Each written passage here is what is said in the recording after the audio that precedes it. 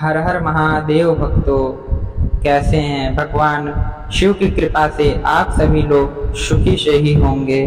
तो आज हम भगवान शिव के अति प्राचीन और शक्तिशाली लिंगाष्टक का पाठ करने वाले हैं, जिसके पाठ करने से मान्यता है कि यदि आप नियमित रूप से शिवलिंग पर जल और बेलपत्र अर्पित करके यदि लिंगाष्टकम स्तोत्र का पाठ करते हैं तो व्यक्ति के जीवन में हर तरह की परेशानियां समाप्त हो जाती है और उन्हें परेशानियों से मुक्ति प्राप्त हो जाती है। इस पाठ को करने से भगवान शिव अत्यंत प्रसन्न हो जाते हैं और अपनी कृपा को बरसाने लगते हैं। लिंगाष्टकम स्तोत्र को बेहद ही चमत्कारी माना जाता है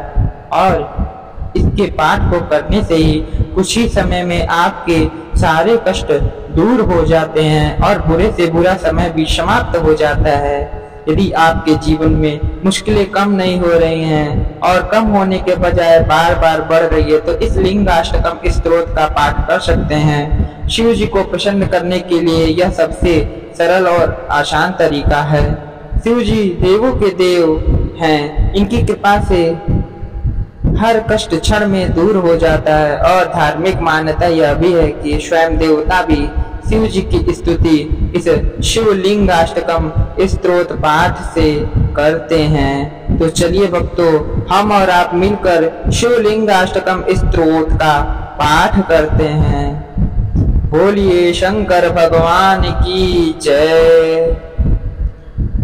ब्रह्मा मुरारी सुरार्चित लिंगम निर्मल भाषित शोभित लिंगम जन्म च दुःख विनाशक लिंगम तत् प्रणमामि सदा शिवलिंगम देव मुनि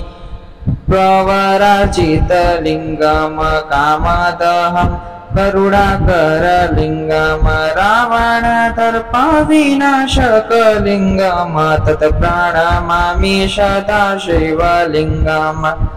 सर्वसुगन्धि स्तुलेपित लिंगम बुद्धि विवर्धन कारण लिंगम सिद्ध सुरासुर वन्दित लिंगम तत् प्रणमामि सदा शिवलिंगम कनक महामणि भूषित लिंगम फणिपति वेष्टित शोभित लिंगम तच्छासु यज्ञ विनाशक लिंगम तत् प्रणमामि सदा शिवलिंगम कुंकुम चंदन लेपित लिंगम पंकजहार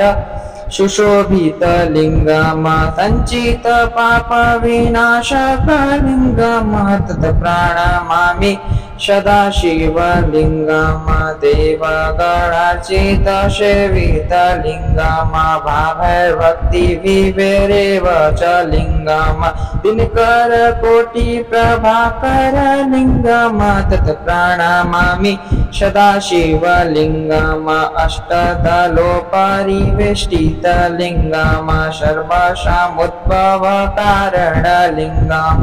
अष्टदलिद्र विनाशित लिंगम तत् प्रणमामि सदा शिवलिंगम शूर गुरु सुवर पूजित लिंगम सुरवन पुष्प सदार्चित लिंगम परात्पर परात्मक लिंगम तत् प्रणमामि सदा शिवलिंगम लिंगाष्टकम् इदं पुण्यं य पठेत् शिवसन्निधौ शिवलोकं वाप्नोति शिवेन स मोदते। ब्रह्मा मुरारी सुरार्चित लिंगम निर्मल भाषित शोभित लिंगम जन्म च दुःख विनाशक लिंगम तत् प्रणमामि सदा शिवलिंगम देव मुनि प्रवरार्चित लिंगम कामदहं करुणाकर लिंगम रावण दर्प विनाशक लिंगम तत् प्रणमामि सदा शिवलिंगम सर्वसुगन्धिस्थूले पीतलिङ्गम् बुद्धिविवर्धनकारणलिङ्गम् सिद्धसुरासुरवन्दितलिङ्गम् तत्र प्रणमामि सदाशिवलिङ्गम् कनकमहामणिभूषितलिङ्गम् फणिपतिवेष्टितशोभितलिङ्गम् तच्छसु यज्ञविनाशकलिङ्गम् तत् प्रणमामि सदाशिवलिङ्गम् कुङ्कुमचन्दनलेपितलिङ्गम् पङ्कजहार सुशोभितलिङ्गम् सञ्चितपापविनाशकलिङ्गम् तत् प्रणमामि सदाशिवलिङ्गम् देवगणार्चितसेवितलिङ्गम् भावैर्भक्तिविभेरेव च लिङ्गम् दिनकरकोटिप्रभाकरलिङ्गम् तत् प्रणमामि सदाशिवलिङ्गम् अष्टदलोपरिवेष्टितलिङ्गम् सर्वसामुद्भवकारणलिङ्गम् अष्टदरिद्रविनाशितलिङ्गम् तत् प्रणमामि सदाशिवलिङ्गम् शूरगुरुशुवरपूजितलिङ्गम् सुरवनपुष्पसदार्चितलिङ्गम् परात्परात्मकलिङ्गम् तत् प्रणमामि सदाशिवलिङ्गम् लिङ्गाष्टकम् इदं पुण्यं य पठेत् शिवसन्निधौ शिवलोकं वाप्नोति शिवेन समोदते। ब्रह्ममुरारिसुरार्चितलिङ्गम् निर्मलभाषितशोभितलिङ्गम् जन्मजदुःखविनाशकलिङ्गम् तत् प्रणमामि सदाशिवलिङ्गम् देवमुनि प्रवरार्चितलिङ्गम् कामदहं करुणाकरलिङ्गम् रावणदर्पविनाशकलिङ्गम् तत् प्रणमामि सदाशिवलिङ्गम् सर्वसुगन्धिस्थूले पीतलिङ्गम् बुद्धिविवर्धनकारणलिङ्गम् सिद्धसुरासुरवन्दितलिङ्गम् तत्र प्रणमामि सदाशिवलिङ्गम् कनकमहामणिभूषितलिङ्गम् फणिपतिवेष्टितशोभितलिङ्गम् तच्छसु यज्ञविनाशकलिङ्गम् तत् प्रणमामि सदाशिवलिङ्गम् कुङ्कुमचन्दनलेपितलिङ्गम् पङ्कजहार सुशोभितलिङ्गम् सञ्चितपापविनाशकलिङ्गम् तत् प्रणमामि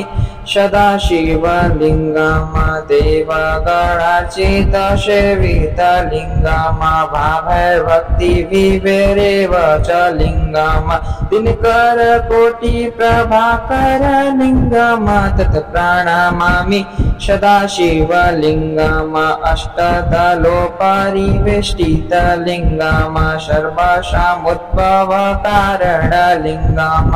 अष्टदरिद्रविनाशितलिङ्गम् तत् प्रणमामि सदाशिवलिङ्गम् शूरगुरुशुवरपूजितलिङ्गम् सुरवनपुष्पसदार्चितलिङ्गम् परात्परात्मकलिङ्गम् तत् प्रणमामि सदाशिवलिङ्गम्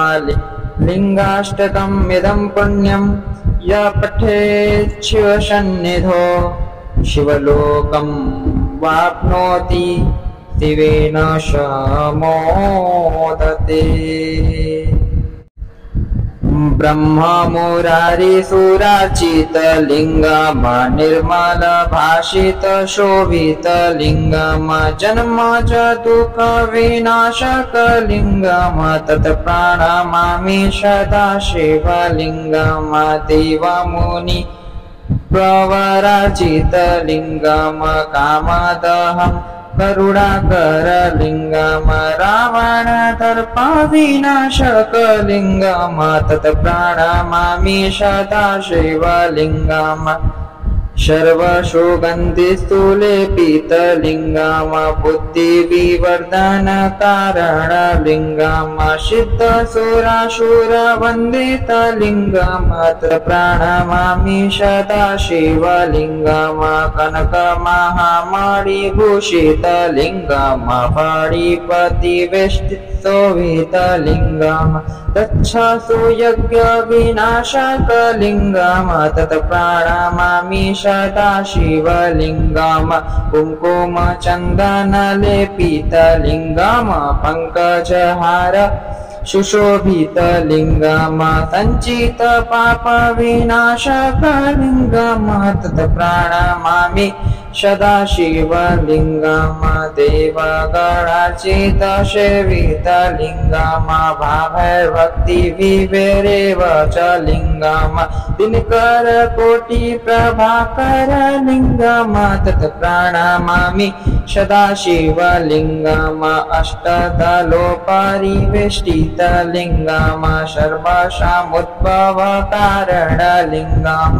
अष्टदरिद्रविनाशितलिङ्गम तत् प्रणमामि सदाशिवलिङ्गम शूरगुरुसुवरपूजितलिङ्गम सुरवनपुष्पसदार्चितलिङ्गम परात्परात्मकलिङ्गम तत् प्रणमामि सदाशिवलिङ्गम लिङ्गाष्टकम् इदं पुण्यं य पठेत् शिवसन्निधौ शिवलोकं वाप्नोति शिवेन समोदते ब्रह्ममुरारिसुरार्चितलिङ्गम निर्मलभाषितशोभितलिङ्गम जन्मज दुःखविनाशकलिङ्गम तत् प्रणमामि सदाशिवलिङ्गम देवमुनि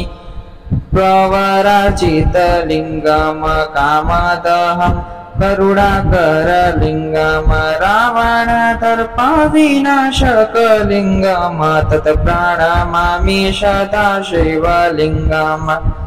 सर्वसुगन्धिस्थूले पीतलिङ्गम बुद्धिविवर्धनकारणलिङ्गम सिद्धसुरासुरवन्दितलिङ्गम तत् प्रणमामि सदाशिवलिङ्गम कनकमहामणिभूषितलिङ्गम फणिपतिवेष्टितशोभितलिङ्गम तच्छसु यज्ञविनाशकलिङ्गम तत् प्रणमामि सदाशिवलिङ्गम कुङ्कुमचन्दनलेपितलिङ्गम पङ्कजहार सुशोभितलिङ्गम सञ्चितपापविनाशकलिङ्गम तत् प्रणमामि सदाशिवलिङ्गम देवगणार्चितसेवितलिङ्गम भावैर्भक्तिविभेरेव च लिङ्गम दिनकरकोटिप्रभाकरलिङ्गम तत् प्रणमामि सदाशिवलिङ्गम अष्टदलोपरिवेष्टितलिङ्गम सर्वसमुद्भवकारणलिङ्गम अष्टदरिद्रविनाशितलिङ्गम तत् प्रणमामि सदाशिवलिङ्गम शूरगुरुसुवरपूजितलिङ्गम सुरवनपुष्पसदार्चितलिङ्गम परात्परात्मकलिङ्गम तत् प्रणमामि सदाशिवलिङ्गम लिङ्गाष्टकम् इदं पुण्यं य पठेत् शिवसन्निधौ शिवलोकं वाप्नोति शिवेन समोदते ब्रह्ममुरारिसुरार्चितलिङ्गम निर्मलभाषितशोभितलिङ्गम जन्मज दुःखविनाशकलिङ्गम तत् प्रणमामि सदाशिवलिङ्गम देवमुनि प्रवरार्चितलिङ्गम कामदहं करुणाकरलिङ्गम रावणदर्पविनाशकलिङ्गम तत् प्रणमामि सदाशिवलिङ्गम सर्वसुगन्धिस्थूले पीतलिङ्गम् बुद्धिविवर्धनकारणलिङ्गम् सिद्धसुरासुरवन्दितलिङ्गम् प्रणमामि सदा शिवलिङ्गम् कनकमहामणिभूषितलिङ्गम् फणिपतिवेष्टितोभितलिङ्गम् तच्छसु यज्ञविनाशकलिङ्गम् तत् प्रणमामि सदा शिवलिङ्गम् कुङ्कुमचन्दनलेपितलिङ्गम् पङ्कजहार सुशोभितलिङ्गम् सञ्चितपापविनाशकलिङ्गम् तत् प्रणमामि सदा शिवलिङ्गम् देवगणार्चितसेवितलिङ्गम् भावैर्भक्तिविभेरेव च लिङ्गम् दिनकरकोटिप्रभाकरलिङ्गम् तत् प्रणमामि सदा शिवलिङ्गम् अष्टदलोपरिवेष्टितलिङ्गम् सर्वसामुद्भवकारणलिङ्गम् अष्टदरिद्रविनाशितलिङ्गम् तत् प्रणमामि सदा शिवलिङ्गम् शूरगुरुशुवरपूजितलिङ्गम् सुरवनपुष्पसदार्चितलिङ्गम् परात्परात्मकलिङ्गम् तत् प्रणमामि सदा शिवलिङ्गम् लिङ्गाष्टकम् इदं पुण्यं य पठेत् शिवसन्निधौ शिवलोकं वाप्नोति शिवेन समोदते। ब्रह्ममुरारिसुरार्चितलिङ्गम् निर्मलभाषितशोभितलिङ्गम् जन्म च दुःखविनाशकलिङ्गम् तत् प्रणमामि सदा शिवलिङ्गम् देवमुनि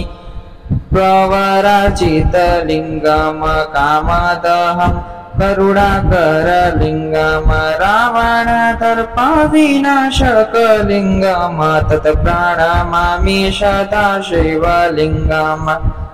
सर्वसुगन्धिस्थूले पीतलिङ्गम् बुद्धिविवर्धनकारणलिङ्गम् सिद्धसुरासुरवन्दितलिङ्गम् तत् प्रणमामि सदा शिवलिङ्गम् कनकमहामणिभूषितलिङ्गम् फणिपतिवेष्टितोभितलिङ्गम् तच्छसु यज्ञविनाशकलिङ्गम् तत् प्रणमामि सदा शिवलिङ्गम् कुङ्कुमचन्दनलेपितलिङ्गम् पङ्कजहार सुशोभितलिङ्गम् सञ्चितपापविनाशकलिङ्गम् तत् प्रणमामि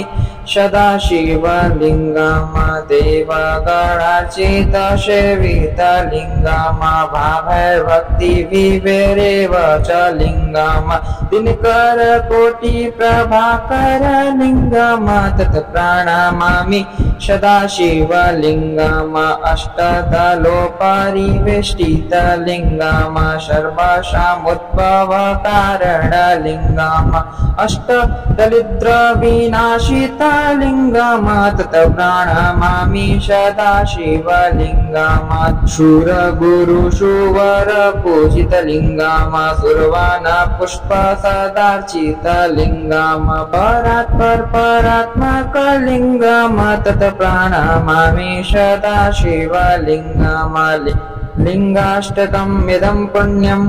य पठेत् शिवसन्निधौ शिवलोकं वाप्नोति शिवेन समोदते। ब्रह्ममुरारिसुरार्चितलिङ्गम् निर्मलभाषितशोभितलिङ्गम् जन्म च दुःखविनाशकलिङ्गम् तत् प्रणमामि सदा शिवलिङ्गम् देवमुनि प्रवरार्चितलिङ्गम् कामदहम् करुणाकरलिङ्गम् रावणदर्पविनाशकलिङ्गम् तत् प्रणमामि सदा शिवलिङ्गम् सर्वसुगन्धिस्थूले पीतलिङ्गम् बुद्धिविवर्धनकारणलिङ्गम् सिद्धसुरासुरवन्दितलिङ्गम् प्रणमामि सदा शिवलिङ्गम् कनकमहामणिभूषितलिङ्गम् फणिपतिवेष्टितशोभितलिङ्गम् तच्छसु यज्ञविनाशकलिङ्गम् तत् प्रणमामि सदा शिवलिङ्गम् कुङ्कुमचन्दनलेपितलिङ्गम् पङ्कजहार सुशोभितलिङ्गम् सञ्चितपापविनाशकलिङ्गम् तत् प्रणमामि सदा शिवलिङ्गम् देवगणार्चितसेवितलिङ्गम् भावैर्भक्तिविभेरेव च लिङ्गम् दिनकरकोटिप्रभाकरलिङ्गम् तत् प्रणमामि सदा शिवलिङ्गम् अष्टदलोपरिवेष्टितलिङ्गम् सर्वसामुद्भवकारणलिङ्गम् अष्टदरिद्रविनाशितलिङ्गम् तत् प्रणमामि सदा शिवलिङ्गम् शूरगुरुशुवरपूजितलिङ्गम् सुरवनपुष्पसदार्चितलिङ्गम् परात्परात्मकलिङ्गम् तत् प्रणमामि सदा शिवलिङ्गम् लिङ्गाष्टकम् इदं पुण्यं य पठेत् शिवसन्निधौ शिवलोकं वाप्नोति शिवेन समोदते। ब्रह्ममुरारिसुरार्चितलिङ्गम् निर्मलभाषितशोभितलिङ्गम् जन्म च दुःखविनाशकलिङ्गम् तत् प्रणमामि सदा शिवलिङ्गम् देवमुनि प्रवरार्चितलिङ्गम् कामदहम् करुणाकरलिङ्गम् रावणदर्पविनाशकलिङ्गम् तत् प्रणमामि सदा शिवलिङ्गम् सर्वसुगन्धिस्थूले पीतलिङ्गम् बुद्धिविवर्धनकारणलिङ्गम् सिद्धसुरासुरवन्दितलिङ्गम् तत् प्रणमामि सदा शिवलिङ्गम् कनकमहामणिभूषितलिङ्गम् फणिपतिवेष्टितशोभितलिङ्गम् तच्छसु यज्ञविनाशकलिङ्गम् तत् प्रणमामि सदा शिवलिङ्गम् कुङ्कुमचन्दनलेपितलिङ्गम् पङ्कजहार सुशोभितलिङ्गम् सञ्चितपापविनाशकलिङ्गम् तत् प्रणमामि सदा शिवलिङ्गम् देवगणार्चितसेवितलिङ्गम् भावैर्भक्तिविभेरेव च लिङ्गम् दिनकरकोटिप्रभाकरलिङ्गम् तत् प्रणमामि सदा शिवलिङ्गम् अष्टदलोपरिवेष्टितलिङ्गम् सर्वसामुद्भवकारणलिङ्गम् अष्टदरिद्रविनाशितलिङ्गम् तत् प्रणमामि सदा शिवलिङ्गम् शूरगुरुशुवरपूजितलिङ्गम् सुरवनपुष्पसदार्चितलिङ्गम् परात्परात्मकलिङ्गम् तत् प्रणमामि सदा शिवलिङ्गम् लिङ्गाष्टकम् इदं पुण्यं य पठेत् शिवसन्निधौ शिवलोकं वाप्नोति शिवेन समोदते। ब्रह्ममुरारिसुरार्चितलिङ्गम् निर्मलभाषितशोभितलिङ्गम् जन्म च दुःखविनाशकलिङ्गम् तत् प्रणमामि सदा शिवलिङ्गम् देवमुनि प्रवरार्चितलिङ्गम् कामदहम् करुणाकरलिङ्गम् रावणदर्पविनाशकलिङ्गम् तत् प्रणमामि सदा शिवलिङ्गम् सर्वसुगन्धिस्थूले पीतलिङ्गम् बुद्धिविवर्धनकारणलिङ्गम् सिद्धसुरासुरवन्दितलिङ्गम् प्रणमामि सदा शिवलिङ्गम् कनकमहामणिभूषितलिङ्गम् फणिपतिवेष्टितशोभितलिङ्गम् तच्छसु यज्ञविनाशकलिङ्गम् तत् प्रणमामि सदा शिवलिङ्गम् कुङ्कुमचन्दनलेपितलिङ्गम् पङ्कजहार सुशोभितलिङ्गम् सञ्चितपापविनाशकलिङ्गम् तत् प्रणमामि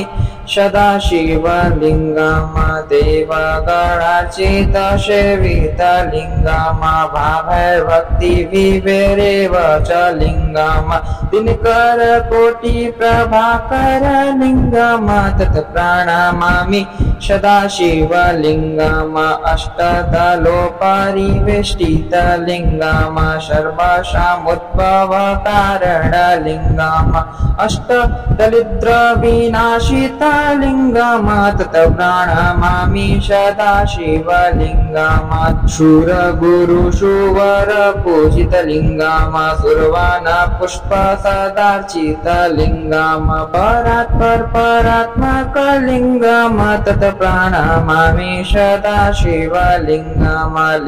लिङ्गाष्टकम् इदं पुण्यं य पठेत् शिवसन्निधौ शिवलोकं वाप्नोति शिवेन समोदते।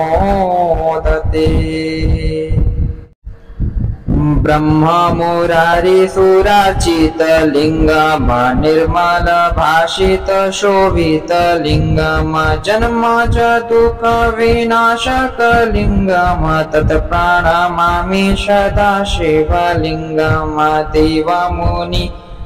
प्रवरार्चितलिङ्गम् कामदहम् करुणाकरलिङ्गम् रावणदर्पविनाशकलिङ्गम् तत् प्रणमामि सदा शिवलिङ्गम् सर्वसुगन्धिस्थूले पीतलिङ्गम् बुद्धिविवर्धनकारणलिङ्गम् सिद्धसुरासुरवन्दितलिङ्गम् तत् प्रणमामि सदा शिवलिङ्गम् कनकमहामणिभूषितलिङ्गम् फणिपतिवेष्टितशोभितलिङ्गम् तच्छसु यज्ञविनाशकलिङ्गम् तत् प्रणमामि सदा शिवलिङ्गम् कुङ्कुमचन्दनलेपितलिङ्गम् पङ्कजहार सुशोभितलिङ्गम् सञ्चितपापविनाशकलिङ्गम् तत् प्रणमामि सदा शिवलिङ्गम् देवगणार्चितसेवितलिङ्गम् भावैर्भक्तिविभेरेव च लिङ्गम् दिनकरकोटिप्रभाकरलिङ्गम् तत् प्रणमामि सदा शिवलिङ्गम् अष्टदलोपरिवेष्टितलिङ्गम् सर्वासामुद्भवकारणलिङ्गम् अष्टदरिद्रविनाशितलिङ्गम् तत् प्रणमामि सदा शिवलिङ्गम् शूरगुरुशुवरपूजितलिङ्गम् सुरवनपुष्पसदार्चितलिङ्गम् परात्परात्मकलिङ्गम् तत् प्रणमामि सदा शिवलिङ्गम् लिङ्गाष्टकम् इदं पुण्यं य पठेत् शिवसन्निधौ शिवलोकं वाप्नोति शिवेन समोदते।